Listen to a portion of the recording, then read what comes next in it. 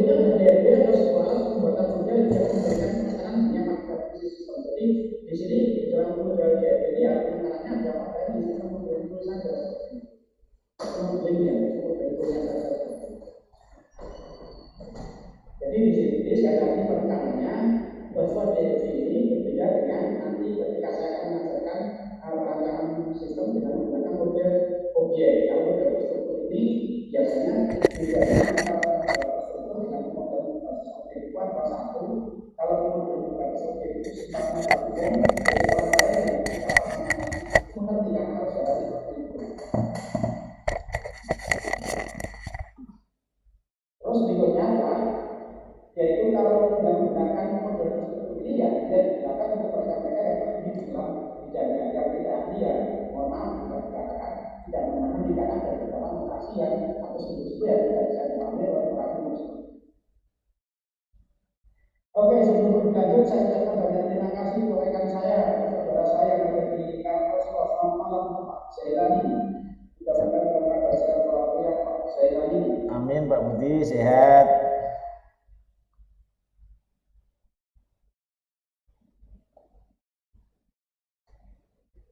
Lanjut, Pak Budi. Terus berikutnya adalah tujuan dari pembuatan JD. Kenapa kita harus membuat JD seperti itu? Kan kalau ada maksud dan tujuan yang dicapai di situ, yaitu memberikan indikasi mengenai bagaimana data ditransformasikan pada saat data terdapat di sebuah sistem.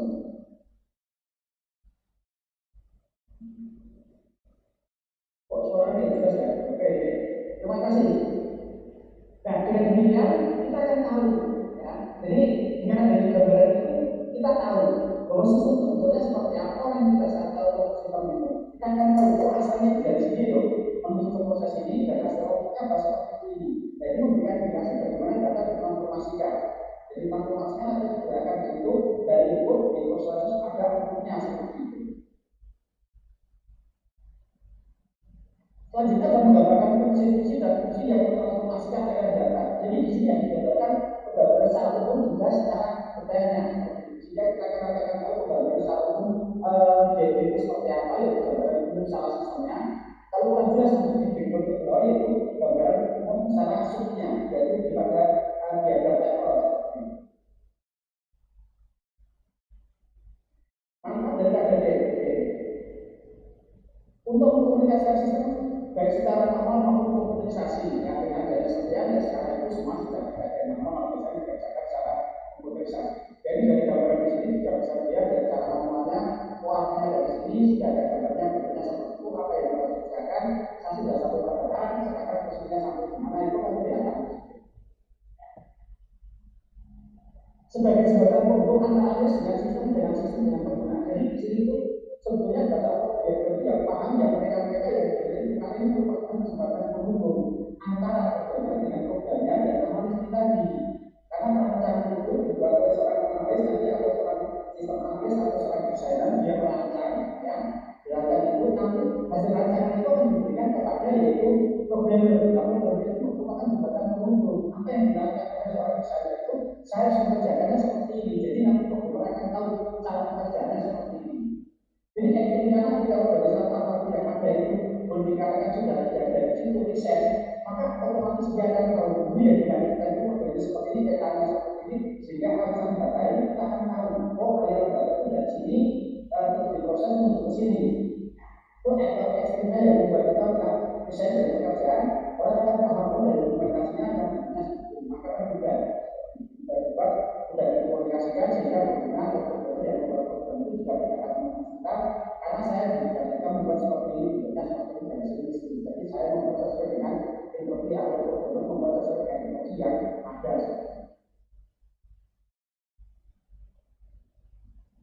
Untuk memodelkan dan fungsi sistem, jadi sistemnya itu seperti apa kita sederhanakan. Maka model itu artinya menyederhanakan. Oh ini bagaimana sistemnya itu adalah seperti ini. Jadi memudahkan atau memudahkan sistem supaya menjadi sederhana, tidak menjadi kompleks dan mudah dipahami oleh semua orang. Untuk penggambaran analis maupun rancangan sistem kepada pemakai maupun membuat program jelas seperti tadi sudah saya jelaskan. Jadi dengan demikian ini loh mas rancangan saya, desain saya ini saya berikan kepada seorang programmer, maka programmer akan menjalankan perintah-perintah programnya itu sesuai dengan hasil rancangan yang sudah diberikan. diberikan di tabelnya, maka dia akan mengerjakan sesuai dengan instruksi yang ada di dalam dosen rancangannya tadi. Siapa pemakai DLP ini? Ya tadi, ya jelas ya, sistem analis atomic system, yaitu seorang desainer dan programmernya.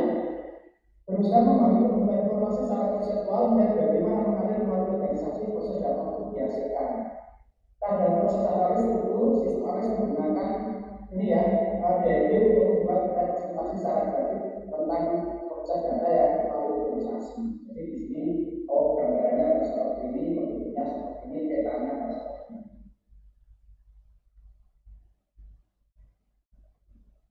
Selanjutnya ada komponen di dalam DLP.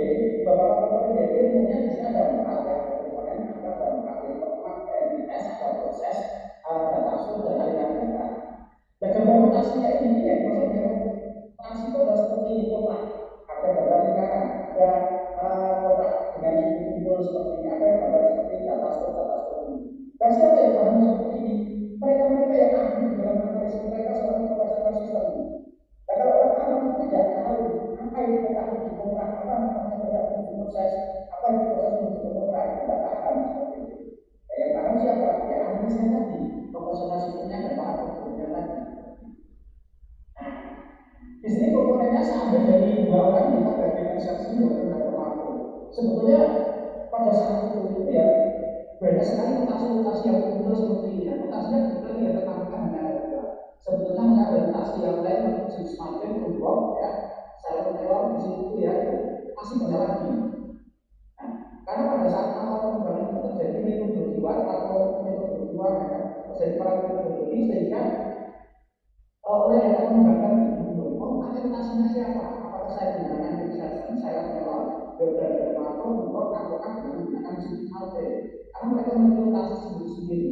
Nah, dari contoh yang ada di sini ada sudah ada kedua yaitu Insertion sama Hilton dan Marco. Ini sama-sama entitas eksternal itu di sini gambarnya segi 4 sama sisi, di sini 4 sisi panjang.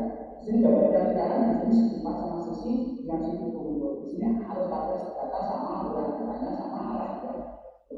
Data itu juga berbeda. Di sini hanya ada 2 garis horizontal, di sini ada 2 garis horizontal, tapi bentuknya dikasih garis vertikal. Itu dari 2 orang ini saja sudah berbeda seperti itu. Apalagi nanti 3, 4, 5, 6 ya jadi masalah seperti itu. Sehingga pengembang akan bingung. Nah, apalagi kalau orang yang mengembangkan itu hanya belajar satu, pahamnya satu saja. Saya pahamnya dari Hilton dan Marco, sedangkan yang lain tidak paham pakai notasi yang lain akan jadi ini, akan jadi masalah seperti itu ya. Bahkan nanti akan disatukan di dalam pemrograman yang namanya adalah DNL. Jadi notasi-notasi yang ada itu sudah disepakati bersama sehingga akan muncul yang namanya yaitu adalah DNL, Directed Model Language. Jadi menyamakan dari satu kesatuan model yang sudah diseragamkan. Ini cerita awalnya adalah seperti itu. Kenapa belajar itu modelnya seperti ini? Untuk kita belajar itu, alasannya adalah seperti ini. Apa yang dimaksud dengan eksternal entity atau entitas eksternal di sini? Ya. Kesatuan luar atau external entity merupakan kesatuan ya, atau internal entity di lingkungan luar sistem yang berupa orang, organisasi atau sistem lain yang berada di lingkungan luar yang akan memberikan input atau menerima output daripada sebuah sistem. Jadi eksternal entity ini boleh dikatakan dia berhubungan dengan sistem, tapi dia berada di luar sistem. Dia menggunakan sistem yang nantinya akan memberikan masukan kepada sistem itu dan juga menerima masukan daripada sebuah sistem itu. Ternyata dapat berupa orang atau organisasi, departemen, juga organisasi atau perusahaan yang sama, tapi dia di luar kendali, yang sedang dibuat oleh berbeda. Maksudnya adalah seperti ini. Kita di sini punya sistem, namanya adalah sistem informasi akademik, yaitu kata-kata dari masyarakat. Nah, dosen, mahasiswa itu disebut dengan external entity. Dia berada di luar sistem, tetapi dia menerima inputan dan juga menerima masukan, apa itu outputnya. Nah, di dalam siapa tadi, maka di situ akan dicatat yaitu memberikan input. Ya, dosen atau mahasiswa itu memberikan input. Apa yang diinputkan? Ya, tentunya data dosen, kalau mahasiswa itu tentunya registrasi itu data mahasiswa. Output yang diberikan tentunya akan berbeda antara dosen dengan mahasiswa. Oh, kalau mahasiswa outputnya adalah mendapatkan yaitu nilai berupa KS atau transfer nilai. Kalau dosen itu memberikan penilaian si A ini mata kuliah ini dapat nilai apa? Dia disebut dengan external entity. Dia berada di luar sistem, tapi berhubungan dengan sistem. Yang menerima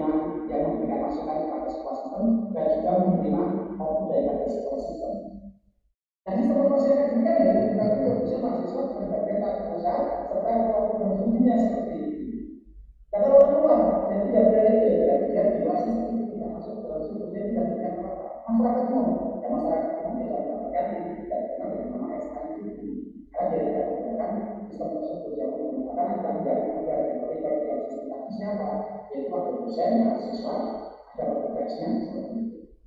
Dan pejabat yang ada di dalam sebuah perguruan tinggi seperti itu. Jenis terminator di sini boleh dikatakan ada terminator sumber, terminator tujuan, dan dua-duanya sumber dan tujuan. Itu hanya sebuah istilah saja, yaitu keluar masuk. Kalau dari terminal itu berarti ada sumbernya menuju keluar, menuju ke prosesnya di situ ya. Kalau dari luar menuju yaitu tujuan. Tujuan saya adalah pergi, tergantung daripada arah panahnya. Arah panahnya masuk atau keluar. Kalau masuk berarti menuju ke tujuan, kalau keluar berarti dari sumbernya menuju keluar. Ada berada di mana posisinya. Kalau Anda pulang ini ya, kan disebut dengan pulang. Pada saat Anda bekerja atau saat Anda kuliah, berada di kampus, di situ ya, terus Anda masuk ke rumah. Berarti di situ Anda menunjukkan pulang. Berarti menuju ke rumah. Kalau Anda sedang dari rumah, kampus berarti Anda sedang keluar. Istilahnya, kalau kedua-duanya dari kurang lebih seperti itu, dari sumber dan tujuan. Nama komponen terminator itu biasanya menggunakan kata benda, misalnya bagian penjualan, dosen, mahasiswa. Ada 3 penting yang harus diingat tentang terminator. Terminator itu merupakan bagian lingkungan ekosistem ya. Jadi properti itu yang bergerak mengubah fungsi atau cara kerja organisasi atau kerja yang berkaitan dengan terminator. Ini artinya menekankan manakala nanti Anda menjadi seorang analis, menjadi seorang tim analis, Anda mengerjakan ini, yang ada di situ ya dikerjakan sudah sesuai dengan rancangan tadi. Nah, Anda tidak berhak untuk merubah atau memberikan apapun yang ada di dalam suatu organisasi. Organisasi itu berjalan dengan struktur berliari. Tak perlu tak salah, Anda tidak punya hak. Karena Anda diminta untuk memperbaiki seperti itu, tidak lagi ceritanya. Ceritanya tidak.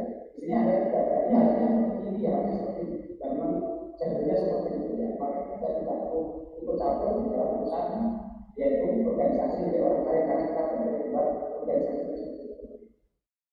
Nah, hubungan yang ada antara terminator sisi satu dengan yang lain tidak digambarkan di dalam kata atau diagram seperti itu.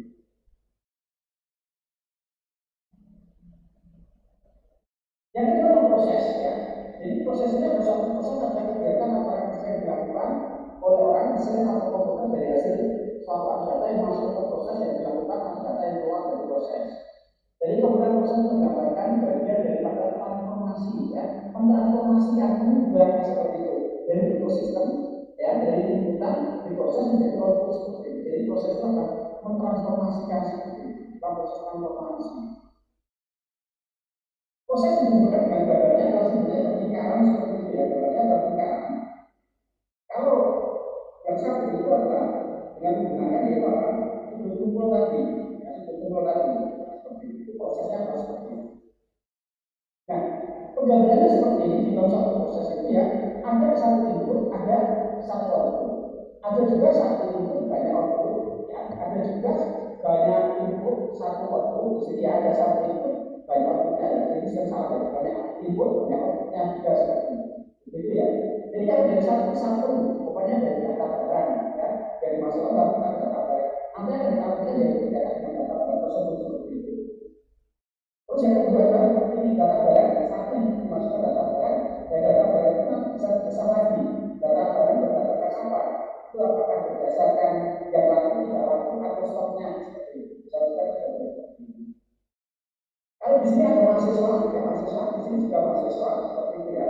Mahasiswa dengan mahasiswa, ya ada inputnya data mahasiswa, outputnya juga berupa dengan data mahasiswa. Mahasiswa maka di sini bisa menjadi outputnya ada beberapa yaitu output berdasarkan perguruan tingginya, berdasarkan yaitu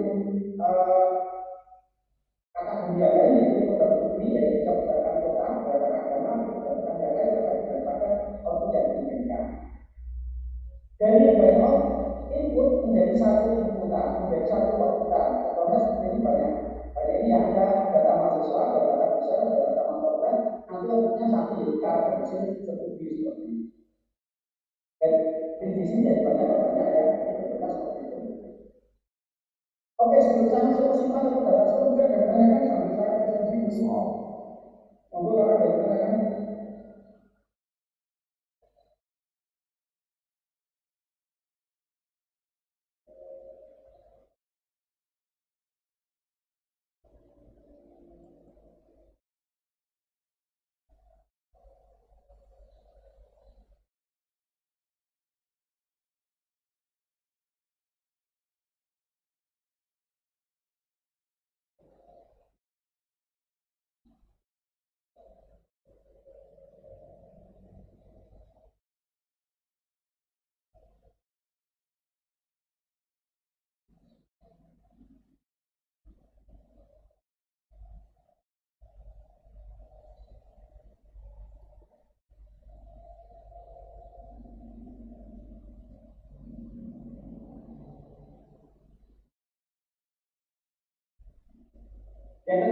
data store, atau penyimpanan, kemudian digunakan untuk membuat ya, model simulasi paket. Dan data diberi nama yaitu dengan kata kegajaman. Misalnya mahasiswa, dosen, tadi mata kuliah, gitu ya. Dan simpanan data ini bisa disimbolkan dengan ya tadi garis horizontal kode yang atas bawah maupun di tepi tadi menurut jalur dalam waktu maupun menurut generasi tadi ya seperti itu. Dan ini saya gambarkan. Di sini ada proses menyimpan, yaitu proses menulis atau menyimpan dari sebuah proses data dilanjutkan ke store. Jadi Anda ketik seperti ini, setelah itu menyimpan dari sebuah proses yang Anda kerjakan, terus disimpan ke data mahasiswa. Itu adalah proses yang namanya proses menyimpan seperti itu, atau menulis seperti itu. Kalau Anda membuka laptop, tiba-tiba Anda mengambil data yang Anda simpan sebelumnya, berarti itu adalah proses baca, membaca dari penyimpanan yang sudah Anda buat sebelumnya. Kalau kedua-duanya disebut dengan update. Anda mengambil data, Anda perbaiki, terus simpan kembali, itu namanya adalah proses update seperti itu. Yang perlu diperhatikan tentang data store ini aliran data dari proses menuju data store. Hal ini berarti data berisi dari tujuan atau tempat penyimpanan dari suatu proses ini tadi dijelaskan tadi yang disebut dengan proses baik tadi. Kalau alur data dari store menuju ke proses ya ini berarti sebagai sumber yaitu merupakan proses yaitu baca tadi. Yang keduanya disebut dengan update seperti itu. Kan dijelaskan tadi. Yang keempat, komponen yang keempat adalah arus data. Arus data ini digambarkan dengan alat panah itu bentuk seperti itu ya. Kira-kira bentuk atau alat panah sudah jelas ya. Ketika Anda jalan sampai, setelah bentuknya belok kiri atau belok kanan atau apa yang menunjukkan arah jelas. Terus yang perlu diperhatikan konsep tentang alur data ini bahwa paket data ini ya apabila ada dua data perlu mengalir dari satu sumber yang menuju pada tujuan yang sama.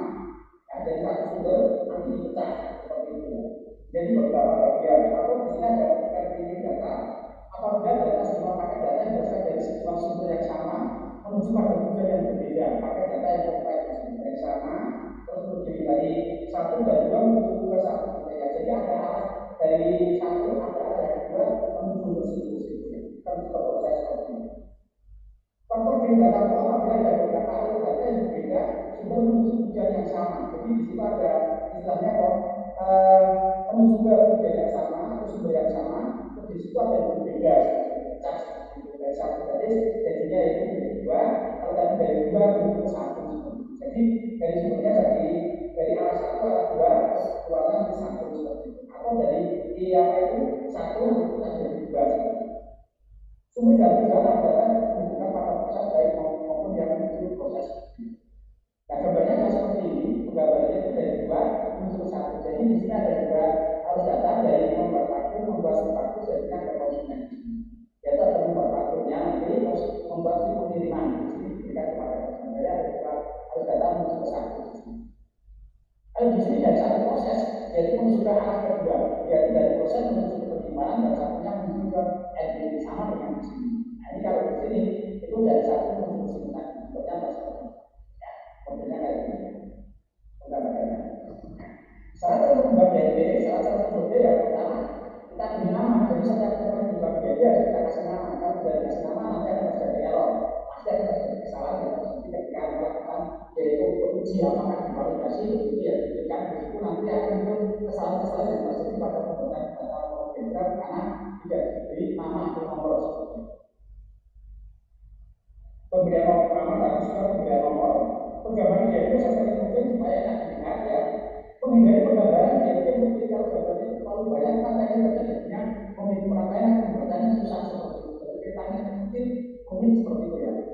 Kalau seperti itu bahasa Jawanya jadi tidak jelas. Terus yang perlu diperhatikan di dalam pembuatan proses ini ya, ini kita secara logika atau secara nalar saja sebuah itu kan proses itu kan jelas, ya jelas ya. Kalau sebuah proses itu ya hanya ada input, terus diproses ada outputnya seperti itu yang wajar seperti itu ada input, ada diproses, ada output. Kalau ada inputnya masuk ke sebuah proses, terus tidak menghasilkan output itu disebut dengan masuk ke lubang hitam seperti itu. Ya, artinya seperti itu. Ada input masuk ke sebuah proses, terus prosesnya gimana? Itu tidak digunakan atau tidak dikerjakan atau tidak diapakan itu menjadi masalah. Itu disebut dengan black hole, masuk ke lubang hitam.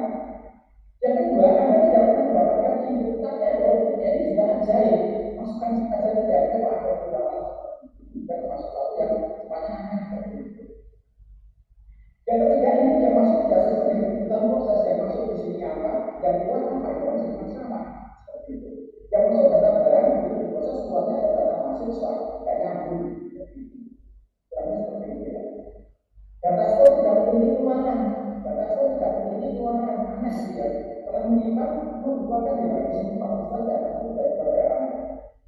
Dasar pun sudah memiliki masukan.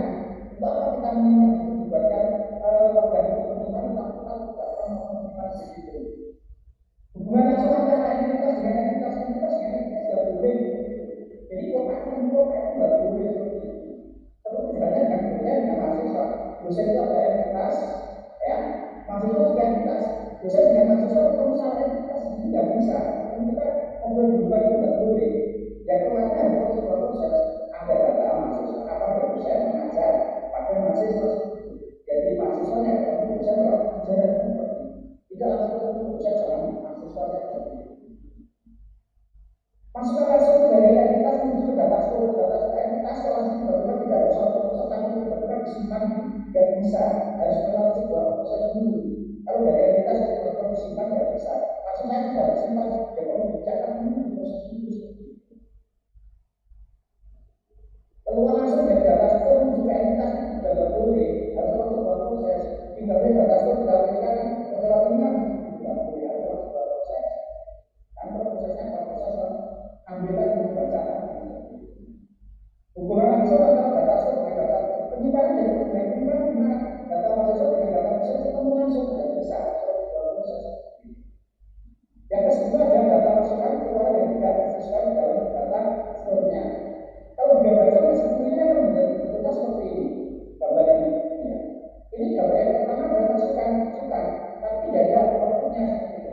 Di sini ada proses di sini sudah ada masukan, tapi tidak ada outputnya. Ini jadi masalah. Kita tahu memang tidak boleh masuk ke lubang hitam seperti itu, soal terang tidak ada kasnya.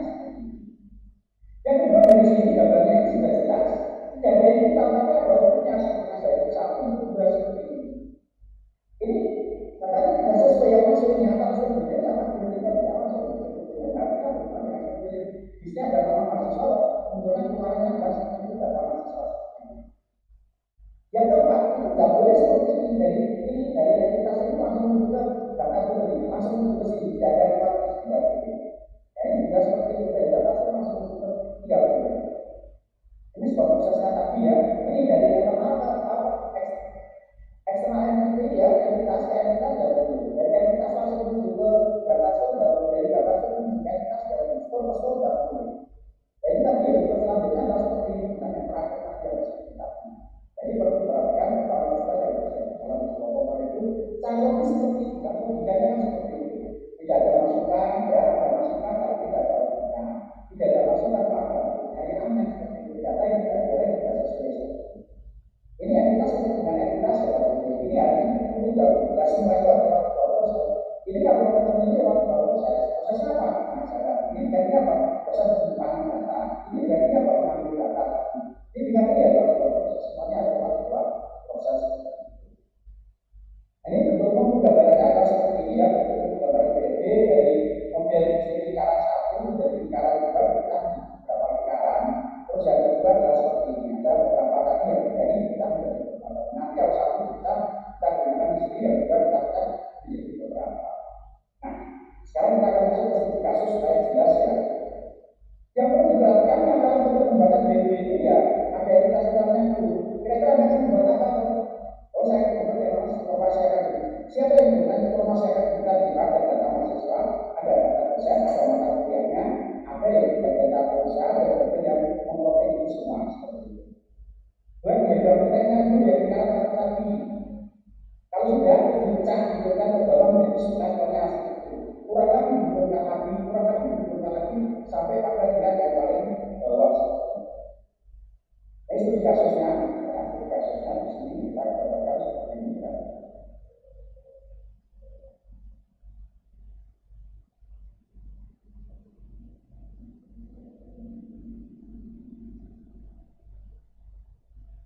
Saya langsung saja di sini ya, di komposisi ya. Setelah kita membuat konteks diagram yang pertama yang kedua adalah dekomposisi. Dekomposisi itu penggambaran lingkaran atau sebuah prosesnya seperti itu. Dari program Jakarta itu kita gambarkan dekomposisinya seperti ini. Ada proses dekomposisinya seperti itu. Ya, proses mungkin bentuknya seperti ini ya. Ada bentuk tripoton seperti ini ya. Dekomposisi kita gambaran seperti ini. Ini disebut dengan konteks diagram. Konteks diagram dibentukkan menjadi beberapa lingkaran. Di sini yaitu 3, dari 5 lingkaran sampai maksimal yaitu ada sebagainya itu ya. Umumnya adalah apa itu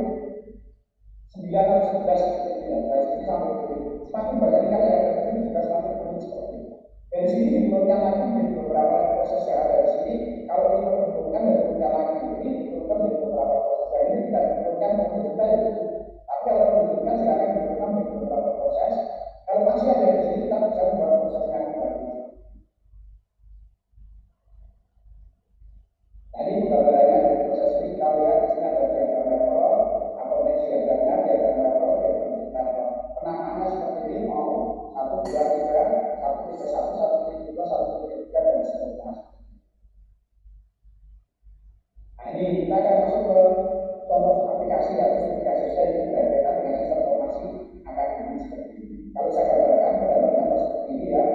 Sistem informasi akademiknya seperti itu. Nanti sistem informasi akademik itu ya di sini dilengkapi dengan basis data akademiknya yang akan ketahuan nanti ya disimpan di basis data ini.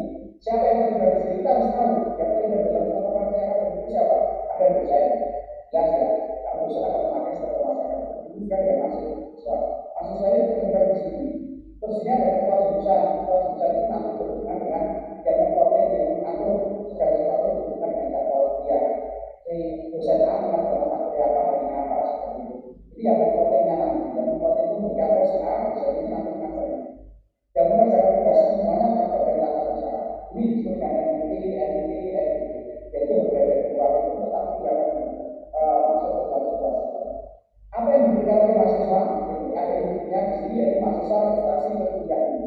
Ya, Anda masuk ke dalam sini sistem informasi akademik untuk menggunakan registrasi kuliah. Maka sistem akan memberikan apa kepada mahasiswa yaitu KRS, KRS dan taksi. Dari sistem informasi akademik nanti akan Anda tahu nilainya berapa, Anda bisa melakukan KRS, Anda punya KRS, Anda punya taksi.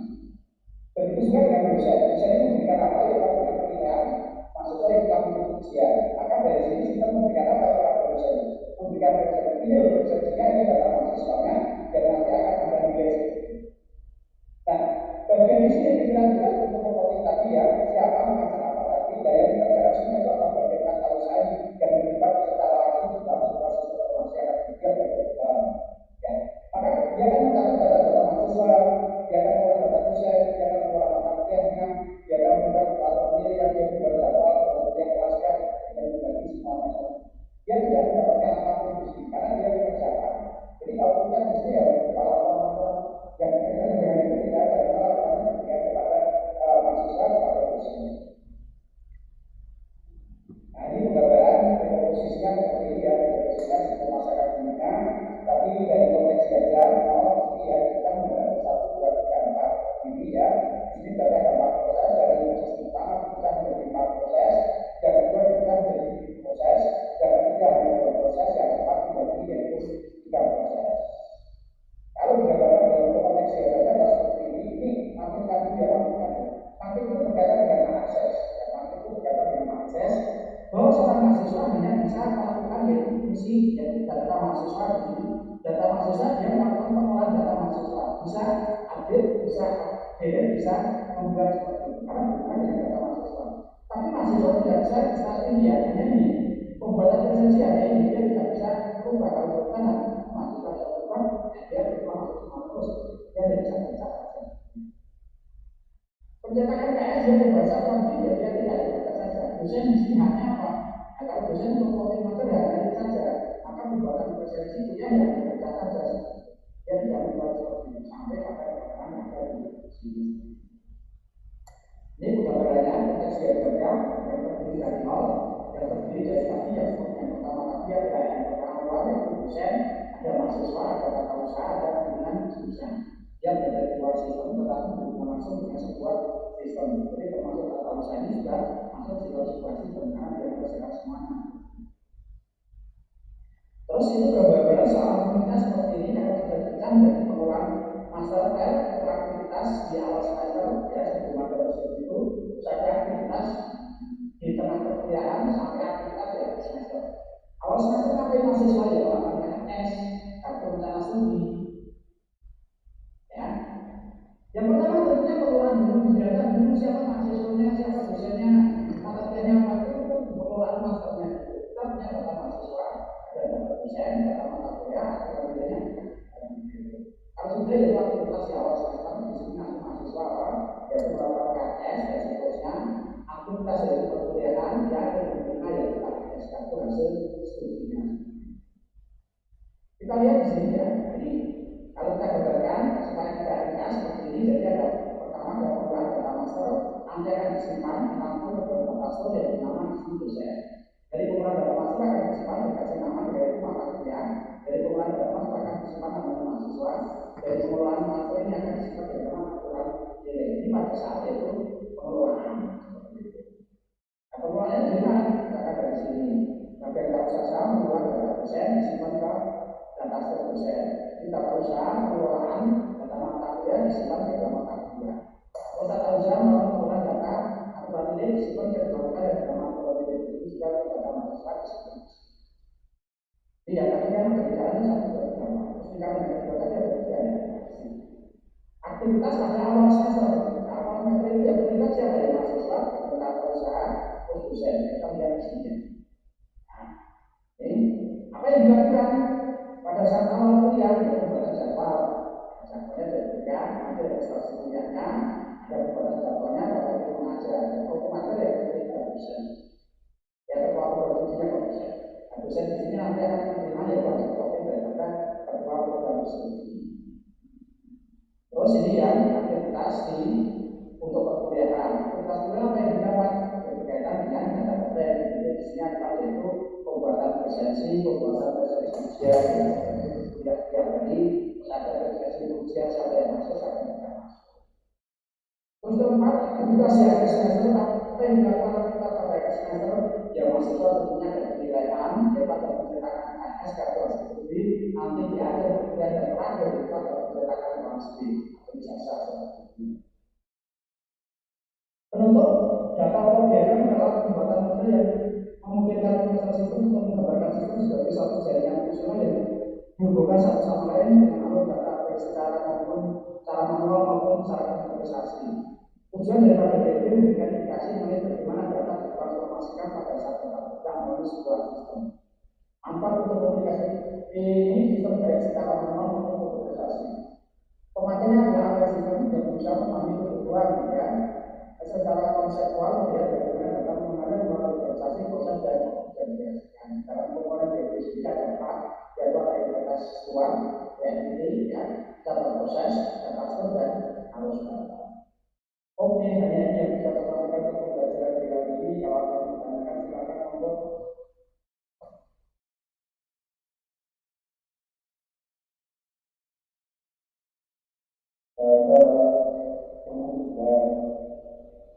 Terima kasih. Halo Pak Saleni. Halo. Bos, buktinya kurang bos. Buktinya kurang, tolong ditampilkan data validasi tadi. Siap.